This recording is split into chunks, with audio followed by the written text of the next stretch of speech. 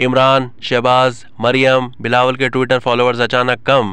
पाकिस्तान में ट्विटर पर सबसे ज्यादा फॉलो की जाने वाली शख्सियात साबिक वजीर आजम इमरान खान, वजीर आजम शहबाज शरीफ, मुस्लिम लीग नून की रहनुमा मरियम नवाज, वजीर खारजा बिलावल भुट्टो, अदाकारा माहिरा खान और साबिक क्रिकेट कप्तान वसीम अकरम के फॉलोअर्स की तादाद में अचानक कमी हो गई है। बरतानवी नशरियाती इदारे की रिपोर्ट के मुताबिक PTI चेयरमैन के 11,800, वजीर आजम के 8,000, मरियम नवाज के 14,600 फॉलोअर्स कम हो गए हैं। कमी का शिकवा सबसे ज्यादा सहाफियों और एंकर्स की जानिब से किया गया।